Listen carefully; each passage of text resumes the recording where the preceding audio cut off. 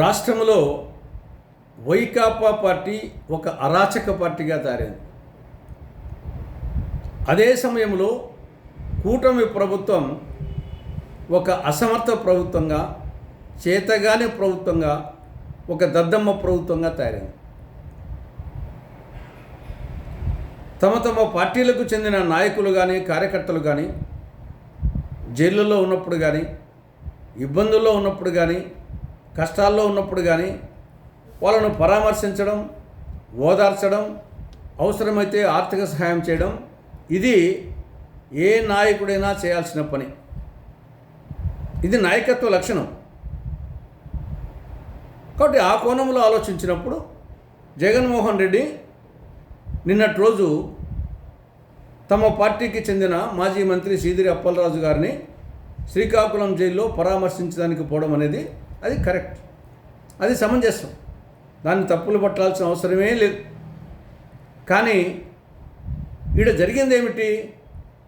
పరామర్శ పేరుతో జన సమీకరణ, బల ప్రదర్శన, దండయాత్ర. దేనికి జన సమీకరణ, దేనికి బల ప్రదర్శన, దేనికి దండయాత్ర? జైల్లో ఉండే మీ యొక్క నాయకుని కలిసేదానికి ఇది అవసరమా? 2024 ఎన్నికలకు ముందు జగన్మోహన్ రెడ్డి ఇలాంటి బల ప్రదర్శనలు అనేకం చేశాడు. ఏమైంది? సార్వత్రిక ఎన్నికల్లో 151 సీట్ల నుండి 11 సీట్లకు పడిపోయినాయి. అప్పటికైనా జ్ఞానోదయం కలగాలి కదా. ఓడిపోయిన తర్వాత మరి ఎక్కువైపోయింది బల ప్రదర్శన, జన సమీకరణ, దండయాత్రలు. ఇది ఖచ్చితంగా సెల్ఫ్ గోల్ కొట్టుకోవడమే. ఇది ఆ పార్టీకి ఏమాత్రం ఉపయోగపడదు. దీనివల్ల ప్రజల్లో ఒక అభిప్రాయం ఏం ఏర్పడుతుంది? వైకాపా పార్టీ ఒక అరాచక పార్టీ, ఇది ఒక రౌడీల పార్టీ అనే ఇంప్రెషన్ పడుతుంది. దానివల్ల పార్టీకే నష్టం. పోనీ ఇంత చేసి ఉన్న సీదిరి అప్పలరాజు గారితో ములాఖత్ అయ్యారంటే అది లేదు. ఈయన పోయితలికల్లా టైం అయిపోయిందంట. ఒక నాయకునికి ఆ మేరకు సమయపాలన గురించి తెలియదు. బట్ ఏది ఏమైనా వైకాపా పార్టీ పదే సెల్ఫ్ గోల్స్ కొట్టుకుంటా ఉంది. ఇక రెండవది ప్రభుత్వం సైడ్. జగన్మోహన్ రెడ్డి సీదిరి అప్పలరాజును పరామర్శించడమే తప్పు, ఇది ఒక మహాపాతకం, కరడుగట్టిన నేరస్తుని పరామర్శిస్తున్నట్టుంది అని అటు చంద్రబాబు నాయుడు గారు కానీ, ఇటు టీడీపీ నాయకులు కానీ పదే వ్యాఖ్యానించడం ఇది ఏమాత్రం సమంజసం కాదు. గతంలో మీ పార్టీ నాయకులు జైళ్ళలో ఉన్నప్పుడు మీరు పోయి పరామర్శించలేదు కాబట్టి అది ఏమాత్రం సమంజసం కాదు, పరామర్శించకూడదు అనేది సమంజసం కాదు. ఇక రెండో విషయం బీదరప్పులు. మేము 8 వాహనాలకి అనుమతి ఇచ్చాము, కానీ జగన్మోహన్ రెడ్డి అనేక వాహనాల్లో పోయాడు.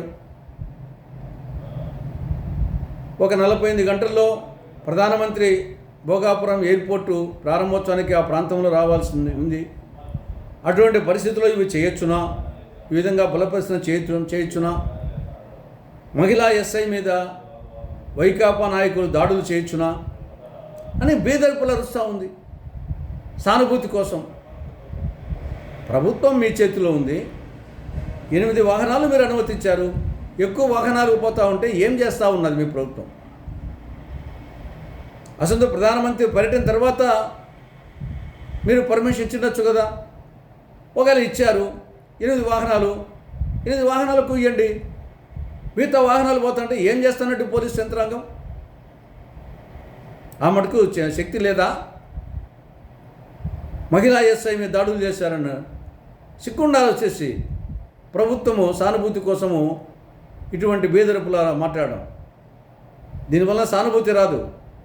ప్రభుత్వము చేతగాని ప్రభుత్వం, దద్దమ్మ ప్రభుత్వం, అసమర్థ ప్రభుత్వం అనే అభిప్రాయం ప్రజల్లో ఏర్పడుతుంది. అంటే మీరు ఏ పర్మిషన్ ఎంత ఇస్తున్నంతవరకు వదలండి, మిగతా వాళ్ళని కంట్రోల్ చేయండి, అయిపోయా. శాంతి భద్రతను కాపాడాల్సిన బాధ్యత మీది. ఇది ఆల్రెడీ అనుకున్న ప్రోగ్రామ్ను ఒక వ్యక్తి ఒక నాయకునికి మీరు కంట్రోల్ చేయలేకపోతే, మీరు అనుకోని ప్రోగ్రామ్స్ వస్తే రాష్ట్ర వ్యాప్తంగా ఏమన్నా జరిగితే ఎట్లా కంట్రోల్ చేస్తారు మీరు? కాబట్టి ఈ కోణంలో ప్రభుత్వం ఆలోచించాల్సిన అవసరం ఉంది. ఏది ఏమైనా నేను ముందే చెప్పినట్లు వైకాపా ఒక అరాచక పార్టీ, కూటమి ప్రభుత్వం ఒక చేతగాని ప్రభుత్వం, రెండే దొందే రాష్ట్రానికి రాహుకేతువులుగా దాపురించాయి. దీనికి ఏకైక పరిష్కారం మళ్ళీ రాష్ట్రంలో కేంద్రంలో కాంగ్రెస్ పార్టీ అధికారంలోకి రావడమే దీనికి ఏకైక పరిష్కారం. Good grand old party Congress party మళ్ళీ అధికారంలోకి రావడమే దీనికి ఏకైక పరిష్కారం. ఆలోచించాలని రాష్ట్ర ప్రజానీకానికి కాంగ్రెస్ పార్టీ విజ్ఞప్తి చేస్తూ ఉంది.